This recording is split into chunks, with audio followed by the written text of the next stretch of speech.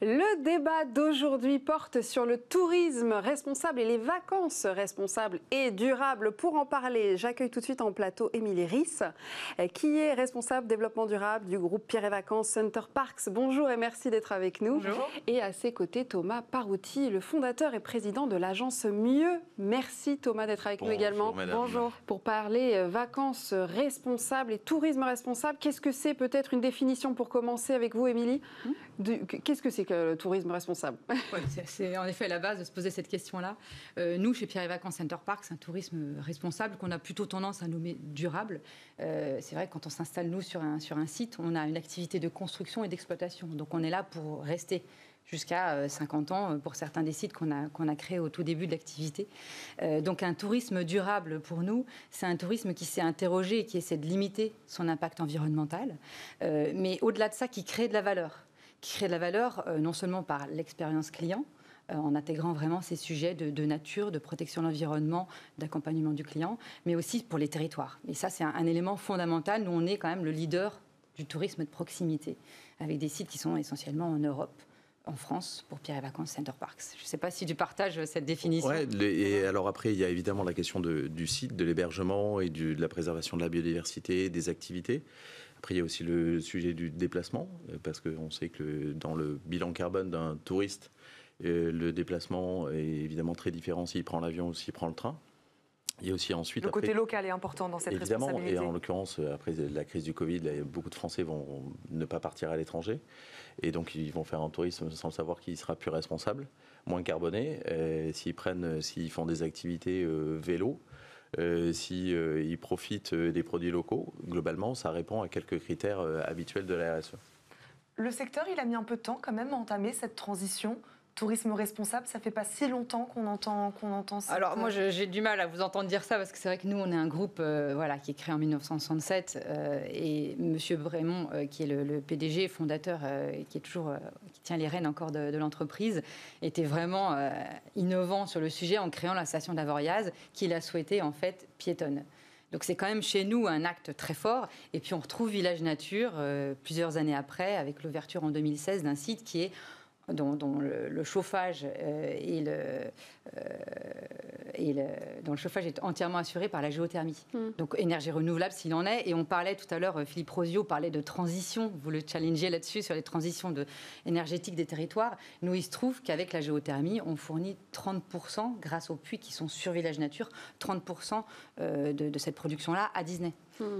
Donc en effet, c'est un sujet qui est de toute façon toujours en amélioration continue. Hein. C'est ça qui est à la fois passionnant et parfois déroutant dans le développement. Et comment on en est justement dans cette période de crise Covid là, le tourisme durable, responsable, les vacances aujourd'hui, cet été en particulier, post-crise, j'allais dire post, enfin on est encore dedans, sonne d'une manière particulière. On a une conscience particulière cet été, plus qu'avant? C'est sûr. Il y a quand même eu cette période qui est quand même inouïe d'arrêt total de l'économie. Nous, nos sites ont fermé quand même pendant 2 mois et demi. Et puis cette crise sanitaire d'être confinés. Donc ce qu'on voit aujourd'hui, c'est qu'il y a vraiment une prise de conscience. Je pense que cette crise sanitaire a ça de positif quand même, il faut trouver des éléments positifs aussi là-dedans, d'avoir vraiment une prise de conscience. Et nous, on le voit, par exemple, dans les engagements qu'on a pu prendre depuis plusieurs années, de baisser, par exemple, de 25% nos consommations d'eau et d'énergie à Center Parcs.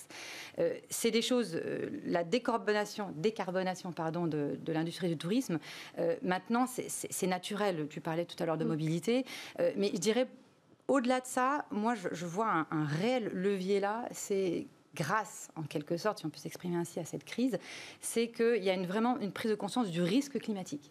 C'est-à-dire que c'est comme si cette crise sanitaire préfigurait de ce que pourrait être un choc climatique avec beaucoup plus d'inondations, une augmentation drastique des températures. Qu'est-ce que deviendrait le tourisme? C'est vrai que nous, on avait commencé à y réfléchir. D'accord, Peut-être je te laisse la parole. Et en même temps, il faut faire redémarrer la machine. Est-ce que le tourisme va la faire, sa transition, dès cet été? La machine, elle sera forcément différente. Il ne faut pas faire redémarrer la machine. Il faut transformer la machine et après, on va la refaire démarrer.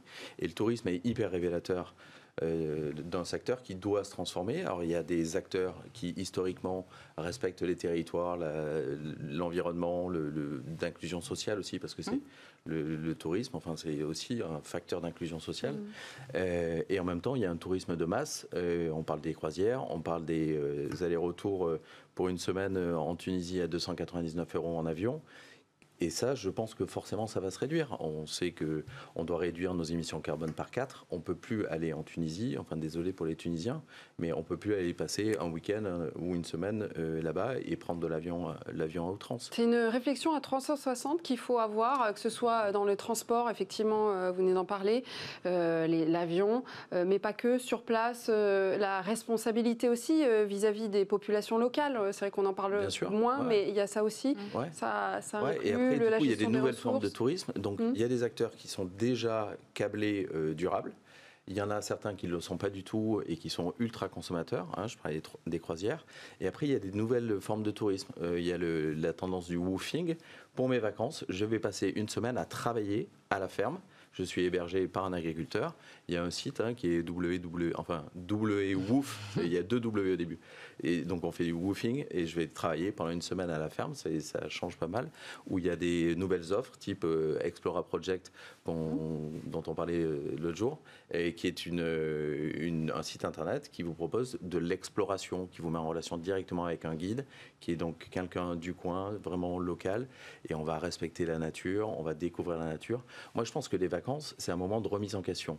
Vous parlez de crise, on a été tous un peu traumatisés à un niveau mondial, individuel, collectif, par cette crise-là. Aujourd'hui, il faut se poser des questions. Et qu'est-ce qu'il y a de mieux que les vacances pour se poser des questions? On sait que les salariés veulent changer leur boîte. On sait que 78% veulent s'impliquer dans la stratégie RSE. Quand ils le font, ils sont plus efficaces, ils sont moins absents, etc. Donc, je pense qu'il y a aussi tous les salariés en vacances, ils doivent essayer de changer de vie. Essayer de changer leur vie professionnelle d'après et essayer de vivre différemment. Si on faisait que du vélo pendant une semaine, si on testait des repas végétariens. Nous on le perçoit fondamentalement ça. On a racheté une start-up depuis 2 ans. Pierre et Vacances a racheté cette start-up pour être plus dans l'expérience client. Et les clients sont vraiment un vrai levier. Et on est convaincus, nous, chez Pierre et Vacances Center Parcs, que les vacances sont ce moment-là pour être sensibilisés à la préservation de la nature, mais par l'expérience. Donc avec Rendez-vous chez nous, par exemple, on propose des activités vraiment de qualité locale, avec des gens locaux experts, par exemple, aller observer le chamois en famille quand vous êtes sur une résidence en montagne. Et c'est parce que vous allez avoir de l'émotion, et c'est cette émotion en famille qui crée des souvenirs que vous allez du coup avoir envie de préserver, de mieux comprendre l'environnement qui vous a rendu heureux. C'est le rôle des entreprises d'accompagner le grand public dans cette prise de conscience. Nous c'est un levier, l'expérience client. C'est un des leviers majeurs, mais depuis longtemps, de notre politique RSE.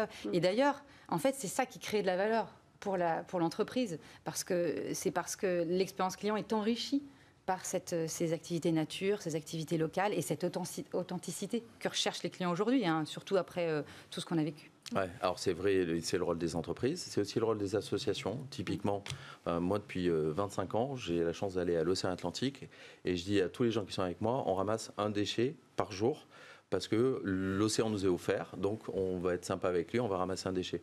Et donc chaque personne sur sa serviette doit ramasser un déchet. Évidemment, quand on commence à ramasser un déchet, c'est le principe de la Surfrider Foundation, on ramasse 2 déchets, 3 déchets, etc. Voilà, et après, du coup, on se pose la question de savoir, le bout de plastique, je ne vais plus le jeter par terre. Enfin, c'est un moment aussi pour réfléchir, pour lire. Il y a des super bouquins à lire à la plage. Il y a un livre qui est sorti, qui est sur une dictature verte qui parle d'écocide, qui s'appelle R, qui est AIR, qui a été écrit par Bertie Scali, qui est un super livre. Il y a Siècle bleu, qui est un livre de science-fiction qui a été écrit il y a 10 ans sur l'écologie, qui est vachement bien. Voilà, il faut faire des expériences. Il y a maintenant des produits solaires. Je ne sais pas si vous connaissez la marque 71, qui est 71%, qui est un produit solaire qui respecte l'écosystème marin. Il y a la marque Opal, que vous connaissez, qui fait des t-shirts à partir de t-shirts recyclés, qui vient de sortir un maillot de bain avec des bouteilles en plastique. Enfin, il y a plein de produits, il y a plein d'acteurs qui sont là pour nous faire passer des vacances différemment.